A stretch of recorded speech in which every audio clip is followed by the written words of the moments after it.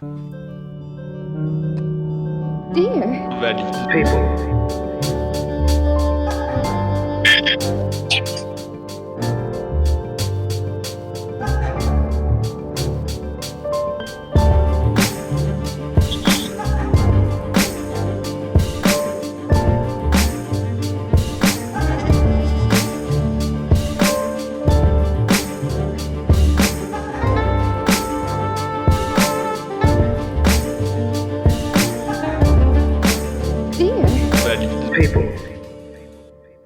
Et bonjour à tous, chers auditeurs, c'est un plaisir de retrouver pour notre émission mensuelle de Dear Valley People, l'émission de radio qui ose parler de handicap sous tous ses angles, sans tabou.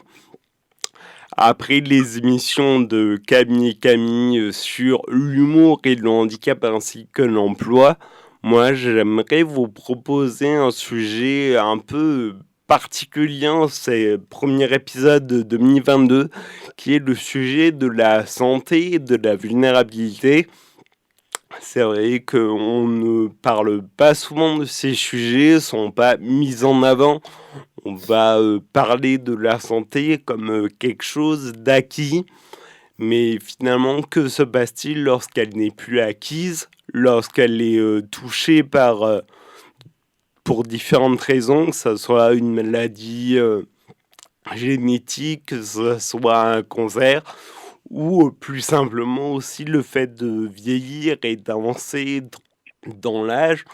Donc je me pose cette question aussi de la vulnérabilité, puisque encore récemment j'ai entendu l'anecdote de qu'en école de développement personnel on ne va pas lier santé et vulnérabilité. Pour moi, c'est cette thématique que j'ai envie d'aborder pour cette première émission de 2022. Et pour ça, je ne suis pas seul. Je suis accompagné de deux invités. Docteur Michel Lévy-Soussan, bonjour. Bonjour. Vous allez bien? Très bien, merci. Et je suis aussi accompagné de Valériane Monio. Bonjour. Bonjour Valériane. Vous allez bien? Ça va, très bien, merci. Pour commencer gentiment cette émission, est-ce que vous pourriez vous présenter pour nos auditorices? Alors, vous voulez que je commence? Vous pouvez commencer. On savait pas, on voulait pas marcher une voie sur la voie de l'autre. Je m'appelle donc Michel Lévy-Soussan. Et d'abord, je voulais commencer par vous remercier, Damien, de cette invitation, parce que vous ne le savez sans doute pas, mais j'ai une grande radiophilie. Mes enfants devaient composer avant le numérique avec 3-4 petits transistors qui grésillaient sur 3-4 fréquences de la FM, simultanément, souvent, dans une joyeuse cacophonie. Et pour dire que cette radiophilie, elle a eu des manifestations inhabituelle lors de cette crise sanitaire qu'on a traversée. Je vous dirai dans un instant ce qui m'occupe dans la vie. Et là, dans cette période de confinement à l'hôpital, les personnes se trouvaient terriblement seules, isolées, loin des leurs, qui ne pouvaient pas venir manifester leur présence. Et les voix ont pris toute leur importance. On se faisait les relais, parfois juste avec nos téléphones portables, pour apporter la voix des proches. Et dire qu'on a essayé aussi d'imaginer, et Radio France nous a permis de concrétiser ça, une radio commune qu'écouteraient à la fois les patients isolés, souffrants, et leurs proches, aussi en souffrance de ne pas pouvoir manifester leur présence. D'où est née Culture et Compagnie. Une radio sur la bande FM en permanence, dont l'idée était de partager ensemble des contenus radiophoniques entre personnes toutes proches et terriblement éloignées. Voilà, alors c'était en guise de merci et d'introduction à Damien, de me permettre aussi de connaître votre média, votre radio. Alors, on n'a pas le même ciel à Paris qu'à Montpellier ou à Libourne, j'entends la pluie. Et je ne suis pas à l'hôpital, exceptionnellement, puisque je suis restée dans une maison pour passer ce temps avec vous. Et ce qui m'occupe habituellement depuis fort longtemps, c'est d'être médecin. Je suis interniste de formation et je suis responsable de l'unité mobile d'accompagnement et de soins palliatifs à la Pitié-Salpêtrière. Peut-être que j'aurai l'occasion plus tard de vous dire un peu ce qu'il y a dans cette philosophie de l'accompagnement et du soin palliatif. Et par ailleurs, je suis enseignante et chercheuse à Sorbonne Université. Voilà, j'aurai peut-être aussi l'occasion de vous dire comment on met ce travail en lien avec ce qui nous occupe aujourd'hui, des questions de santé, de vulnérabilité, de compétences. Mais je laisse Valériane. Oui, alors bonjour, merci Damien de m'avoir invité. Moi aussi, je suis ravie de pouvoir partager ce moment avec vous ce matin. Moi, je suis productrice, auteure, réalisatrice, notamment de films documentaires liés à la santé, avec des témoignages de soignants, de patients. Des films avec lesquels je tourne en projection débat dans toute la France, notamment avec mon film mon premier film, ma première réalisation qui était sur le personnel, le cancer du sein vu par les patientes à partir de mon histoire personnelle. Donc, j'ai été touchée par un cancer du sein et je suis diplômée, j'ai fait l'université des patients, je suis diplômée de l'université des patients Sorbonne Université en mission d'accompagnement parcours patient en cancérologie et également formée à l'éducation thérapeutique du patient. Donc, je suis patient partenaire ou expert, suivant les mots que l'on emploie. Donc, je suis depuis septembre dernier intégrée à l'Institut Bergonié en tant que patiente partenaire. Voilà, et puis par ailleurs, j'ai créé une association sur Libourne dans le but de sensibiliser au cancer du sein, mais aussi d'accompagner les personnes concernées par le cancer du sein et également les aidants, parce qu'on est à la fois proche de Bordeaux et à la fois pas si proche que ça. Donc, c'est plutôt pour accompagner quand on a fini ses traitements ou en cours de traitement, que des fois les personnes sont un peu plus éloignées de Bordeaux et ne reviennent pas forcément au centre pour avoir des accompagnements, des groupes d'échange, de l'art-thérapie, voilà, etc. Et voilà, en quelques mots, ce que je fais. Je suis aussi patiente intéressée par la recherche, donc je fais partie d'un groupe de patients au Céric Briot à Bordeaux. Voilà. Merci pour ces présentations, beaucoup de choses. J'espère que vous avez aussi le temps de dormir de temps en temps. Pour commencer gentiment à parler de notre sujet, de la santé et de la vulnérabilité, moi j'ai envie de commencer par cette question qui semble toute bête, mais au final on n'y répond pas souvent. Ça veut dire quoi être en bonne santé? Ça veut dire quoi être vulnérable selon vous? Docteur Lévy, je vous laisse répondre. Non, mais peut-être commencer. Merci, c'est Mathilde dans le tour de table. Moi, je trouve que c'est un vaste sujet. Oui, qu'est-ce que ça veut dire C'est vrai qu'on se rend compte, il y a une phrase bateau où on se dit quand on a la santé, on a tout, et en fait, on prend conscience qu'effectivement, la santé est importante le jour où justement on a un petit pépin de santé, quoi. Et c'est vrai que tout peut basculer en quelques secondes, quoi. Un examen médical, voilà, et notre vie n'est plus jamais comme avant. Alors moi, je parle à partir de mon histoire personnelle, qu'effectivement, quand on m'a détecté le cancer du sein sous une simple mammographie de contrôle, alors on n'est jamais préparé à être touché par un cancer. Alors là, oui, voilà, et du coup, notre vie et notre monde bascule, et qu'effectivement, peut-être qu'on se sent plus vulnérable par rapport, parce qu'on n'est plus les mêmes, qu'on veut quand même rester les mêmes, et que ça bouscule, voilà, et notre corps et notre psychisme, je sais pas, voilà. Et que du coup, la phrase quand on a la santé, c'est le plus important, prend toute sa réalité, en fait. Et vous, de votre côté, docteur Lévy-Soussan, est-ce que vous vous aurez une définition à apporter à ce qu'est la bonne santé, ou au contraire, c'est quelque chose de beaucoup moins strict que ça, on peut pas réellement apporter une vraie définition? Comment Oui. vous voyez la chose? Alors, d'abord, peut-être j'ai évolué par rapport à cette question même de définition de la santé, depuis, au plus de 30 ans, où j'exerce la médecine et en fait, j'ai fait sans doute mes études de médecine au moment, j'ai envie de dire, le plus stupide des études médicales, où les études médicales s'étaient tout à fait coupées de leur ancrage humaniste pour se centrer sur la maladie et ne laissant plus de place ni aux malades dans le sens qu'il accorde à ce qu'il vit et dans son environnement socio, familial, professionnel. Donc on était dans une médecine extrêmement objectivante et centrée sur la maladie. Et donc au début, quand est arrivée la définition de l'OMS d'un état de santé global, physique, psychique, social, voire spirituel, j'ai eu comme ça, enfin une bouffée d'air par rapport à l'étudiante en médecine assez accablée par cette forme très réductrice avec laquelle je me devais d'apprendre et de grandir, de me former comme médecin.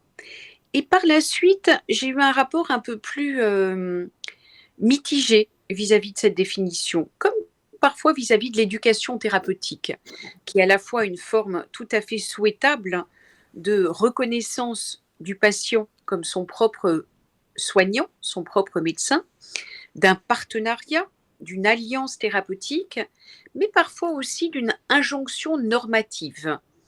Tout comme cette définition de l'OMS, j'avais l'impression d'ailleurs, on avait envie de faire une chronique sur un terme qui aujourd'hui, beaucoup de gens finissent leur mail par prends soin de toi, qui était quelque chose de, pendant longtemps, de, comment dire, d'une attention délicate, avec une certaine, oui, délicatesse et qui aujourd'hui peut prendre aussi la forme d'une injonction. On le sait en période de pandémie où on est non seulement responsable de sa santé, mais aussi celle de l'autre. Et je ne me porte pas contre cela. Je pense qu'on est effectivement responsable de la santé des autres, mais c'est plus dans la forme du prends soin de toi qui peut devenir une injonction parfois qui n'est pas toujours facile à porter, parce qu'on sait que les comportements en santé ne sont pas tous rationnels. Et alors, bon, il faudrait développer longtemps. Vous savez qu'on est pris dans des tensions éthiques dans le soin aujourd'hui, par exemple dans le soin aux patients non vaccinés du Covid. Et c'est une vraie tension éthique. Bon, voilà, j'anime avec mon binôme infirmier une cellule de support éthique sur la Pitié-Salpêtrière qui se réunit toutes les semaines et avec des soignants, des patients, des universitaires, des passants aussi. Et c'est une tension citoyenne et soignante tout à fait palpable et importante.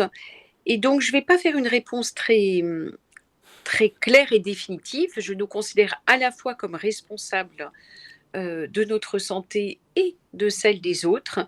Et pour autant, je pense qu'il faut être très interrogatif et prudent dans la forme de cette injonction d'être en bonne santé. Voilà, donc je vous fais une réponse, alors loin de Libourne, de Marseille, de Paris, de Normande, que je ne suis pas du tout. Mais voilà, je trouve que c'est pas si simple que ça Non, de ben se non, tenir en bonne je, santé. je suis bien d'accord. C'est pour ça que je voulais commencer par ces questions, parce qu'elles me semblent rarement posées, toujours comme si c'était un acquis, quelque chose qu'on a, et puis il faut pas se poser de questions. Mais finalement, comme vous le dites, c'est loin d'être simple, et c'est très drôle cette injonction à la bonne santé. par ce prends soin de toi qu'on a de plus en plus souvent actuellement avec la pandémie. C'est vrai que c'est quelque chose qu'on vit aussi en tant que personne en situation de handicap avec le fameux bon courage. Mhm.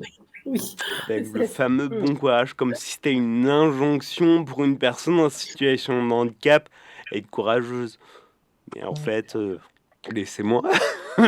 je, Mhm. fais- je suis juste moi en situation de handicap et je fais ce que je peux. Et je me rends compte qu'il y a de plus en plus d'injonctions. On en a un peu parlé l'année dernière avec le philosophe Eric Fiat et notamment sur Mhm. l'éthique, où l'éthique n'était pas non plus une injonction, où c'est quelque chose qu'on va devoir travailler quotidiennement et comme vous dites qu'on est responsable. Valériane, est-ce que vous avez envie de réagir sur ce que vient de dire Michel Lévy-Soussan, notamment sur ces injonctions à la bonne santé? Est-ce que vous, en tant que patiente, vous avez ressenti ces injonctions? En fait, c'est vrai que en vous entendant, enfin voilà, échanger, c'est vrai que l'injonction d'être en bonne santé, ça peut aussi impliquer que si on tombe malade et c'est même des campagnes, certaines campagnes de communication sur justement bien manger, bien faire du sport et voilà. Et c'est vrai que cette injonction d'être en bonne santé ou de prendre soin de soi, ça peut sous-entendre aussi que du coup, si on tombe malade, une partie de notre responsabilité, quoi, alors que c'est pas du tout le cas. En fait, on peut voilà, être touché par une maladie, par un handicap, et on n'est pas forcément responsable. Et c'est vrai que cette injonction d'être en bonne santé ou de tout faire pour être en bonne santé, on peut tout faire, on peut voilà, considérer qu'on mange. Enfin, moi, je considérais que je faisais du sport, que je mangeais pas trop mal, que j'avais une vie équilibrée. Et voilà, et ça m'est tombé dessus. Donc, c'est vrai que cette injonction d'être bien et dans aussi cette société, c'est vrai que ça peut être culpabilisante pour certains patients qui du coup vont chercher pourquoi ça nous tombe dessus alors que enfin voilà, c'est multifactoriel et cette réponse, alors notamment moi je parle enfin, plus par rapport au cancer, ça, enfin, on n'est pas responsable et on n'a pas cette réponse de pourquoi ça nous tombe dessus à ce moment-là, quoi. Donc c'est vrai que c'est pas toujours évident de faire avec et par rapport justement au regard des autres, euh, au regard de l'entourage, aussi bienveillant soit-il, quoi. Et c'est vrai que vous avez raison, Damien, quand vous dites bon courage, c'est vrai que ça, on l'entend. Alors, ça part d'un bon sentiment, hein, de dire oh là là, bon courage pour tes traitements. Moi aussi, c'est peut-être une formule aussi que j'emploie, mais je fais maintenant attention aussi aux mots que j'emploie ou voilà, où je dis comment ça va pour ouvrir la question et pas est-ce que ça va bien, parce que du coup la personne en face, si la question est fermée, peut juste répondre oui, non, ou des fois n'a pas forcément envie de dire ça va pas, alors que comment ça va, c'est un peu plus ouvert. Et c'est vrai que le bon courage, alors oui, on en a, mais je pense que chacun a une force en soi et que face à une situation de la vie ou un accident de la vie, quel qu'il soit, on a cette force qui se réveille en nous et que voilà, l'homme, la femme a vraiment une force qui fait qui nous aide, quoi, voilà, au quotidien.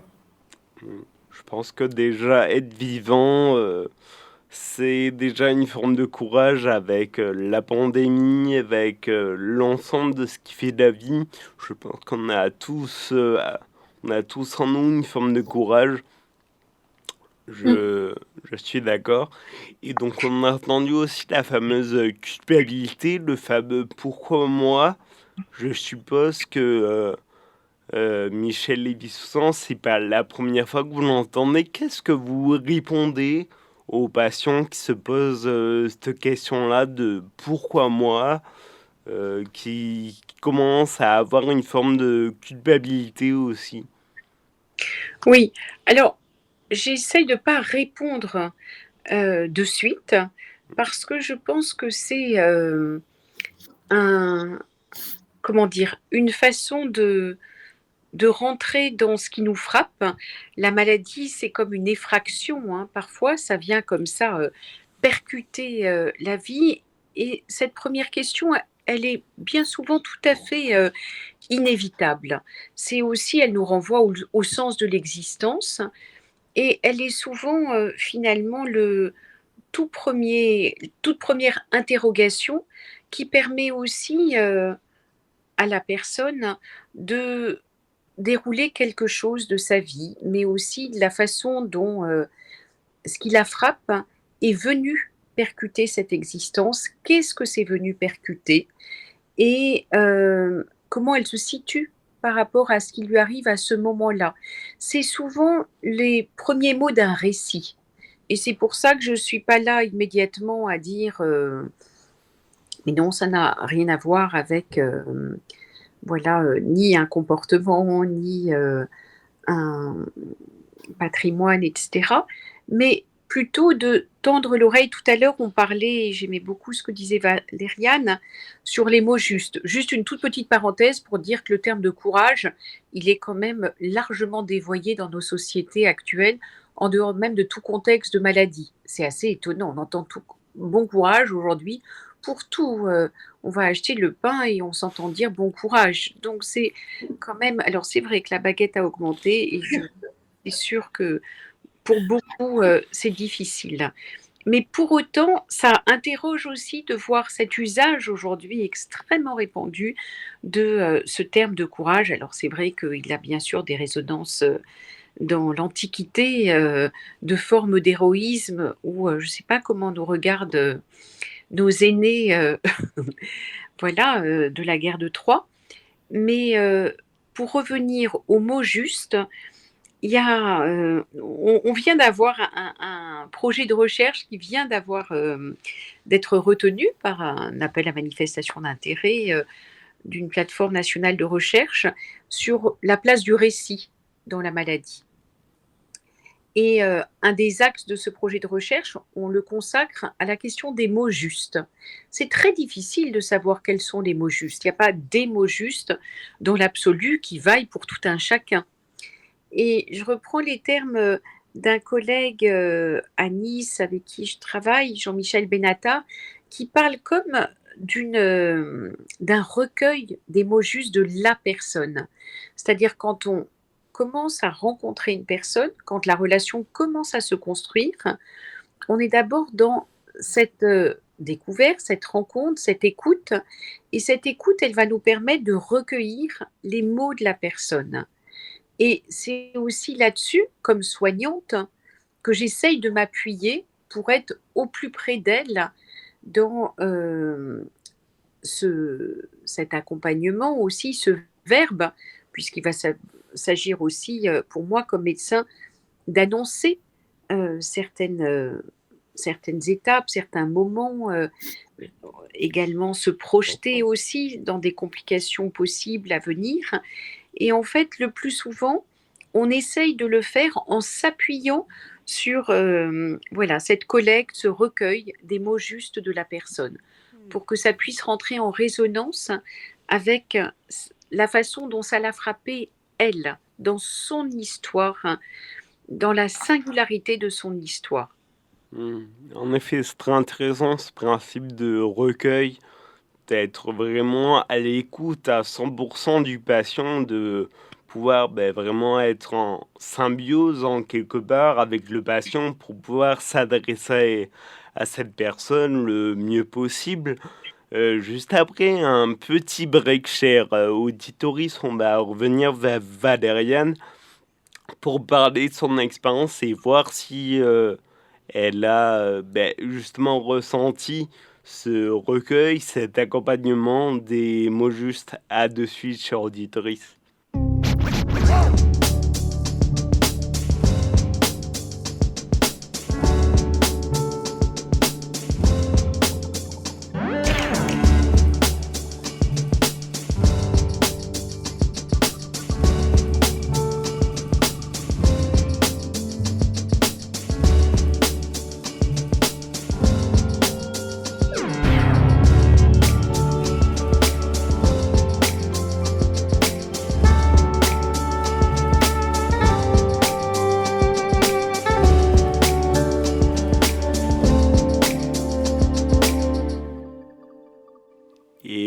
sommes de retour, chers auditeurs, pour cet épisode de Dear Valley People sur la santé et la vulnérabilité. D'ailleurs, chers auditeurs, je me permets de vous dire qu'on est déjà au 70e épisode de Dear Valley People, ce qui est une fierté pour nous et nous vous remercions de nous suivre à chaque épisode. Pour revenir à ce qu'on disait avant cette pause musicale, on parlait du recueil de mots justes pour pouvoir être au plus proche de la personne touchée, pouvoir discuter avec elle. Et je me demandais, moi, Valériane, si vous, dans votre cas, dans votre expérience, que vous avez ressenti cet accompagnement, ce recueil de mots justes, et de vraiment sentir que le personnel soignant cherchait vraiment à être au plus proche de vous pour vous annoncer les choses au mieux. Vous parliez tout à l'heure notamment de cette annonce qui nous fait un peu basculer de avant à après. Est-ce que vous pouvez nous dire des choses là-dessus ? Oui, alors moi déjà, je voudrais vraiment remercier tous les soignants et quels qu'ils soient qui m'ont accompagnée parce que j'ai vraiment, en tout cas moi je considère que j'ai vraiment eu cette chance d'être très très bien accompagnée. Bon, après je suis aussi dans l'univers médical parce que mon papa était médecin généraliste et anesthésiste et voilà, et j'ai un univers médical de médecins autour de moi, amis, mais j'ai vraiment été très, très, très bien accompagnée. Après, pour revenir aux mots, justement, c'est aussi peut-être pour ça que j'ai voulu faire ce film pour revenir à Personnel que j'avais fait, qui était sur le chemin d'une nouvelle vie et le cancer du sein vu par les patientes, parce qu'effectivement, il y a quand même il y a des fois des choses ou des mots qui sont dits et le patient ne l'entend pas de la même façon que le soignant dit le mot, enfin avec la même signification, quoi. Et c'est vrai que je trouve que en tant que patient et pour témoigner en tant que patiente, et c'est pour ça que j'ai fait aussi une formation de patient partenaire pour être ressource pour les patients, mais aussi pour les soignants, c'est d'apporter le regard de patient et de son expérience et de son expertise patient, notamment dans l'annonce. Parce qu'effectivement, le choc de l'annonce, déjà, la première annonce, c'est l'annonce d'une succession d'annonces. Et elle peut être perçue différemment suivant comment elle est faite. Moi, je considère que j'ai eu vraiment ça a été bien annoncé, j'ai bien été accompagnée et ces mots, les mots notamment à l'époque de mon gynéco-chirurgien qui m'a annoncé le résultat de la biopsie m'ont toujours résonné en moi et m'ont aidé à tenir justement parce que c'était quand même des mots, même si c'était réaliste et difficile à entendre avec une annonce d'un cancer, ça m'a quand même porté et même encore quoi, ça m'aide tous les jours au moment du parcours de vivre avec la maladie, ou en tout cas avec une épée de Damoclès au-dessus de la tête. Mais c'est vrai que je trouve que c'est très important le choix des mots, quoi. Et aussi bien, notamment dans l'annonce. Mais je pense que les soignants font au mieux pour annoncer, mais c'est vrai qu'il peut y avoir des fois une incompréhension entre les soignants et les patients, quoi. Parce qu'on n'entend pas forcément les mots à l'instant précis de la même façon que le soignant veut nous l'envoyer, quoi. Je ne sais pas si j'arrive à bien exprimer ce que je veux dire. Je ne sais pas si vous comprenez bien ce que je... Si. Je veux bien rebondir là, Valériane. Ce que vous dites me paraît très important, c'est-à-dire qu'il s'agit d'un langage qui se construit à deux, et j'y reviendrai pas seulement à deux, parce qu'on travaille en équipe, les soignants, donc dans un collectif, mais déjà à deux entre le médecin et le patient. Et vous dites bien à quel point il est important que le médecin aussi prête l'oreille à la façon dont le patient a entendu le message délivré. Et on voit très souvent, et c'est pour ça l'importance de ce film et de tous les travaux actuels pour voir comment perçu, compris par les patients. Je prends l'exemple, par exemple, de la recherche clinique. On avait fait un petit travail de recherche montrant à quel point des termes médicaux, comme être éligible d'un essai clinique, pouvaient avoir une résonance complètement différente dans les représentations du patient et renvoyer notamment à une élection divine, être élu, pouvoir participer à un essai clinique, raisonner comme si on était élu dans le livre de la vie. Donc c'est très important de voir comment un langage codé, un langage médical peut résonner et compris. Et le travail de reformulation est également tout à fait essentiel. Et donc c'est une co-construction, le langage, à deux. Mais je voulais dire aussi en complément que les médecins, comme les patients, ce n'est pas une catégorie uniforme, n'est-ce pas? C'est la singularité. Mais les médecins, c'est aussi pas une catégorie uniforme. C'est-à-dire que même si, bien sûr, on a un socle commun de connaissances, eh bien, après, la façon d'être touché par la maladie de l'autre va aussi nous donner une forme d'expression et un engagement tout à fait différent. Là encore, cette semaine, je voyais 3 jeunes femmes, médecins, hématologues, face à la maladie sévère d'une jeune patiente de leur âge, avoir des formulations, et on y travaillait avec ces 3 jeunes médecins, par rapport à la proposition thérapeutique qui était faite, complètement différente, parce qu'elles disaient elles-mêmes comment elles étaient touchées par ce qui arrivait à cette patiente. Et donc, je pense qu'il y a tout un travail à faire sur nous-mêmes, mais aussi dans le collectif, n'est-ce pas, des soignants que nous formons, non pas pour lisser, uniformiser, parce qu'heureusement qu'on est engagés, on n'est pas des robots, mais malgré tout pour travailler sur la façon dont on est touché, aussi la croyance, parce qu'il y a bien sûr des données objectives, mais après il y a les médecins aussi ont une croyance dans la possibilité d'aider la personne par telle ou telle option thérapeutique. Et c'est important de travailler sur la subjectivité du médecin qui est à l'œuvre dans la relation de soins. Et puis, moi, c'est vrai que, chaque patient est différent. Donc, c'est vrai que la relation, justement, soignant-médecin, patient, il y a des patients qui veulent entendre des choses, d'autres qui veulent pas forcément savoir, et que c'est vrai que c'est pas toujours évident pour le soignant de voir, de tout de suite voir comment la personne qu'il a en face de lui, ce qu'il veut entendre, comment il veut l'entendre, voilà aussi.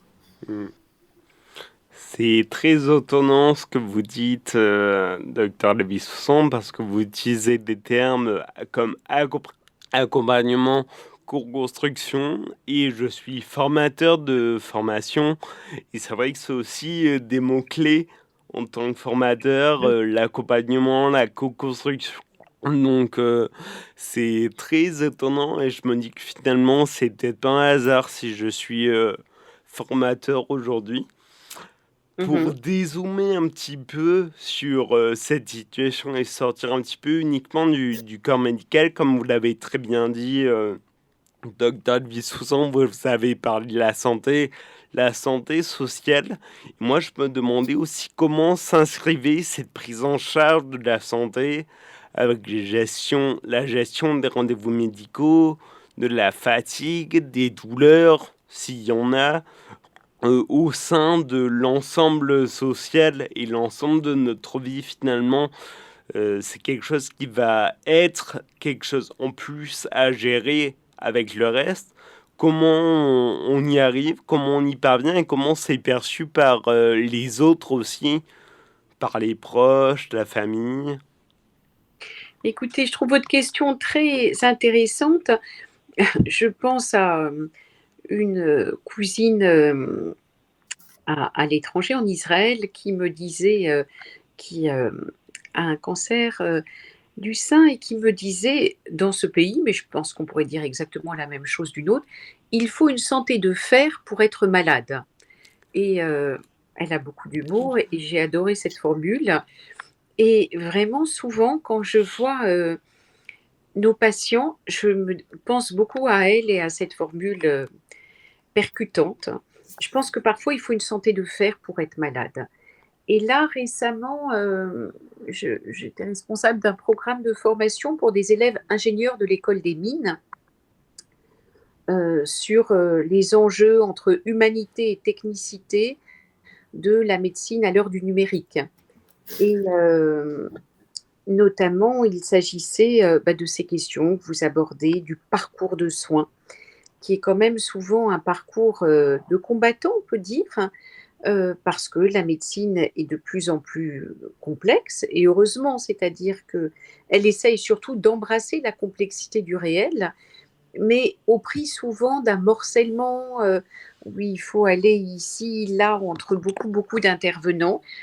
Et comment c'est vécu? C'est aussi, alors bien sûr, hein, ça veut dire une fois qu'on a dit embrasser la complexité des parcours de soins de plus en plus complexes, ça veut dire que derrière, il y a beaucoup de logisticiens, n'est-ce pas, pour bâtir tout ça. Et ce qui est très important, c'est d'être toujours dans cet mouvement de démocratie sanitaire et de proximité au terrain qui permettent d'entendre la voix de ceux qui doivent se débrouiller de ce parcours de soins complexe. Je parle des patients les premiers, de leurs proches et aussi des soignants. Parce que nous-mêmes, par exemple, quand on trouve le logiciel informatique du parcours de soins mal fait, s'éloignant complètement d'une prise en charge globale, très morcelant, et je peux vous assurer qu'on ne sait pas du tout comment faire remonter cela. Parce que c'est maintenant d'une complexité, c'est tellement de sous-traitance et de couches de technicité, etc. Donc je pense que ce qui est important, c'est de faire vivre cette démocratie sanitaire pour que patients, leurs proches, les soignants puissent à tout moment dire quelle forme c'est en train de prendre cette histoire de relation de soins dans la vie, dans nos vies. Merci. Valériane, est-ce que vous avez envie de réagir? Est-ce que vous avez une réponse à apporter sur une question sur la gestion du quotidien avec les rendez-vous médicaux, prendre en charge cette santé en plus du reste au milieu de nos proches qui, eux, ne comprennent pas forcément comment on arrive à gérer tout ça? C'est vrai que maintenant, le patient il est quand même pris aussi dans sa globalité. Il y a la maladie et le traitement de la maladie avec les traitements, mais le corps médical fait aussi très attention à ce que le patient vive bien son traitement dans sa vie quotidienne aussi. Alors, c'est vrai qu'on est moi, je pense qu'à partir du moment où on a une annonce, alors moi, je parle de la cancéro, mais de cette annonce, on bascule dans un autre monde et qu'après, on est toujours en décalage, même si c'est pas que négatif, mais on reste quand même en décalage avec le monde d'à côté ou de l'entourage professionnel, amical ou familial. Quand on est en traitement dit lourd, entre guillemets, du coup, c'est vrai que c'est rythmé aussi par le protocole et par les rendez-vous médicaux. Mais après, des fois des choses qui sont un peu plus moins un handicap invisible, comme par exemple la fatigue, je vais pas arriver à dire le mot, la fatigue ou des troubles cognitifs qui sont dus au traitement ou des troubles de concentration, des fois l'entourage a envie aussi qu'on aille mieux, donc du coup pense que ça va mieux et que voilà, mais nous on est plus jamais les mêmes, et c'est vrai qu'il faut arriver à vivre avec ça, et que des fois des notions de fatigue ou de troubles cognitifs, etc., qui ne se voient pas forcément, sont pas toujours faciles à vivre, mais il faut apprendre à vivre avec, quoi, et adapter sa vie. Après, étonnamment, moi, je trouve que étonnamment, moi, ce cancer m'a aussi mis sur un chemin de vie et fait faire des choses que j'aurais certainement pas faites si j'avais pas été touchée par le cancer du sein. Par exemple, j'ai été productrice en audiovisuel. Je pense que je n'aurais jamais eu le cran de franchir le cap de la réalisation. J'avais des choses à dire, je me suis dit j'ai rien à perdre, je fais ce film. Enfin voilà, je me suis quand même posé plus de questions. Hein. Là, ça a l'air simple, mais je l'ai pas fait. Voilà. Et surtout, je pensais pas qu'il allait avoir une fille comme ça. Bah, en fait, maintenant, après, j'ai continué et je suis auteur-réalisatrice, mais je suis intimement persuadée que si j'avais pas été touchée par cette maladie à un moment précis, j'aurais peut-être jamais franchi le cap de la réalisation. Et puis après, j'ai appris aussi à relativiser des choses, et ce qui fait que du coup, la vie est par moments plus légère. Alors ça peut paraître paradoxal de dire ça, mais en fait, on s'encombre moins avec des choses qui en valent pas la peine.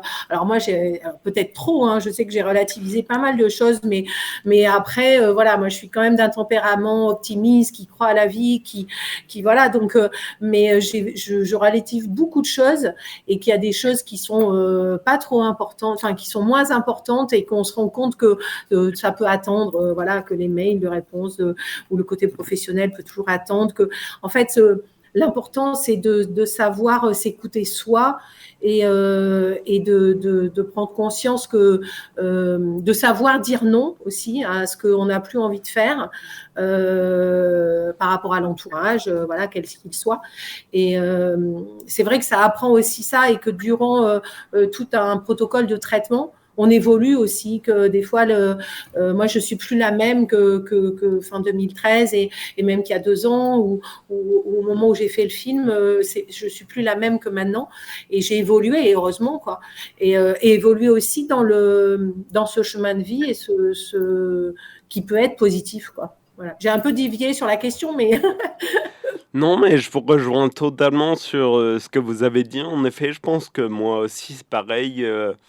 La maladie m'a mis sur un parcours de vie où j'ai fait des choses que je n'aurais jamais fait si je n'étais pas malade. J'ai créé une émission de radio, je suis devenu formateur.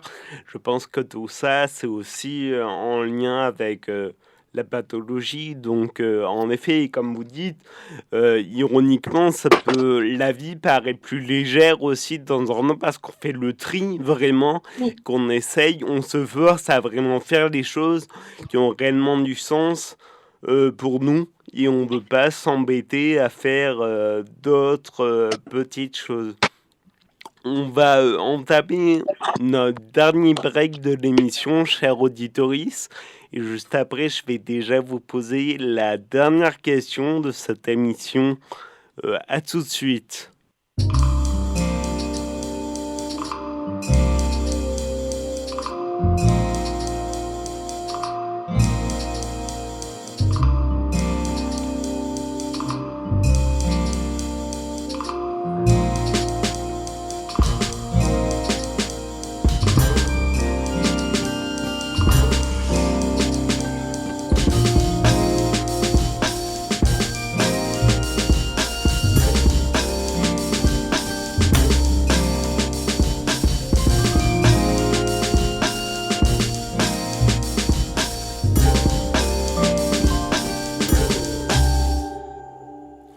Et nous sommes de retour, chers auditeurs, pour notre dernière partie de l'émission Dear White People sur la santé et la vulnérabilité, toujours en compagnie de Valériane Monniou et de Michel Lévy-Soussan.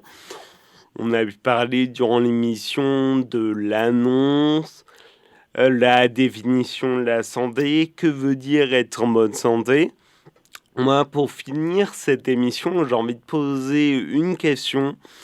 J'ai lu beaucoup d'écritures féminisme et de choses qui parlent de politique, où la vie personnelle, l'intime et politique. Aujourd'hui, je me demandais si la santé n'était pas politique aussi d'une certaine façon aujourd'hui.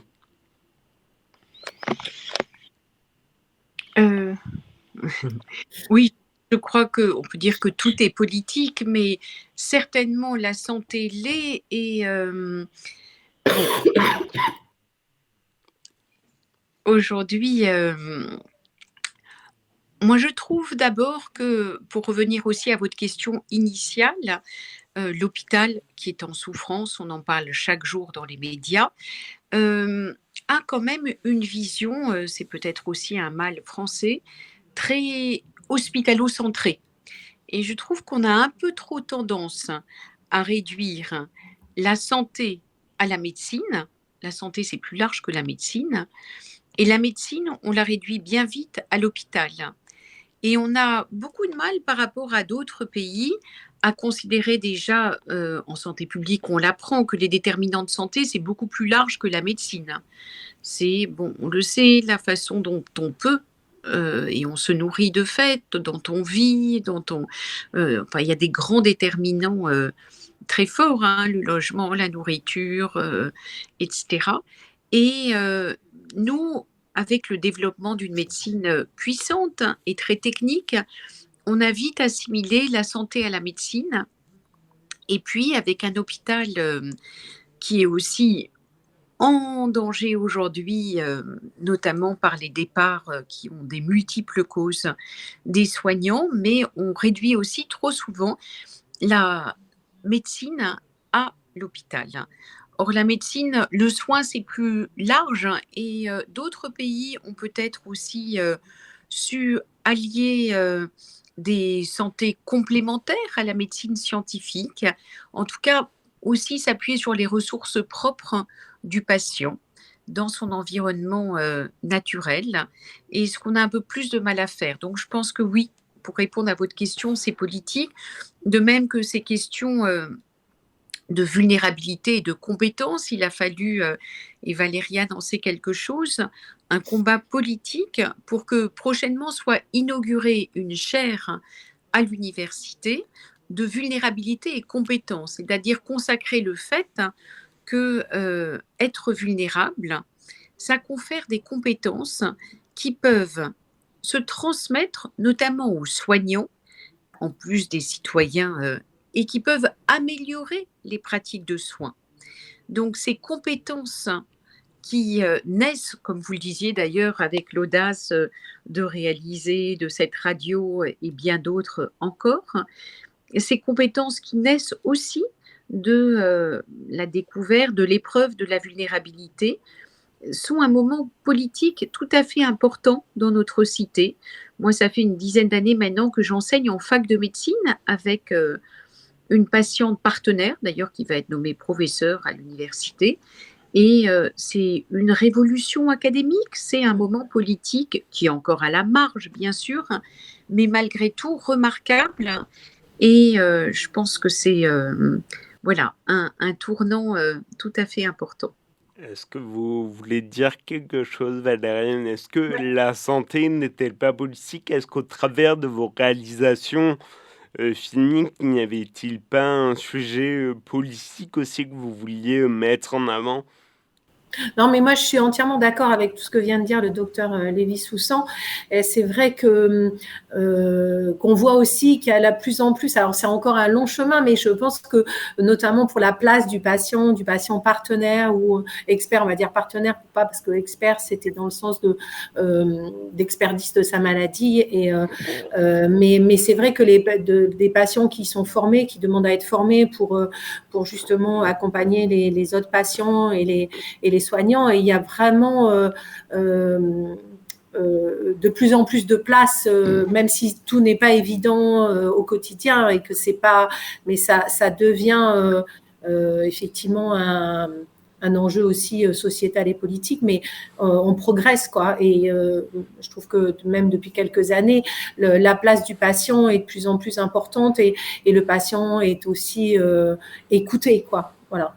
Et peut-être un petit dernier mot pour répondre aussi à cette question. Politique, ça veut dire dans la cité. Et je pense que le travail que vous faites d'ailleurs, ce moment qu'on partage de radio, le travail de réalisatrice que vous faites, Valériane, témoigne aussi que la santé, ça se passe dans la cité, que la culture est une dimension essentielle de la santé et que toutes ces formes de médiation avec des langages sensibles participent, contribuent, de même que l'éducation, bien sûr, fait partie de la santé, la culture, et donc tout cela, ça témoigne du caractère politique dans la cité de la santé. Et je pense qu'on a notre dernier mot pour notre émission d'aujourd'hui, chers auditeurs. Je vous remercie de nous avoir écoutés. Je remercie mes invités d'avoir été présentes et de nous avoir éclairé de leur lumière. J'espère que vous avez passé un bon moment. Je vous souhaite à tous une bonne journée, chers auditeurs, à mes invités aussi. Et au mois prochain pour un nouvel épisode de Dear People. À bientôt. Merci beaucoup. Merci. Bonne journée. Merci Valériane. Merci Damien. Merci à vous deux. Bonne journée.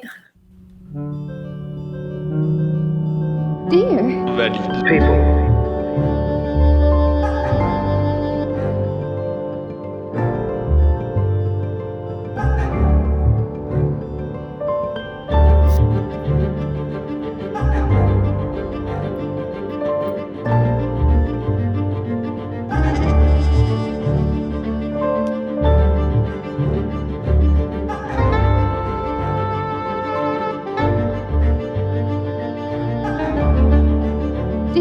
Valide. People.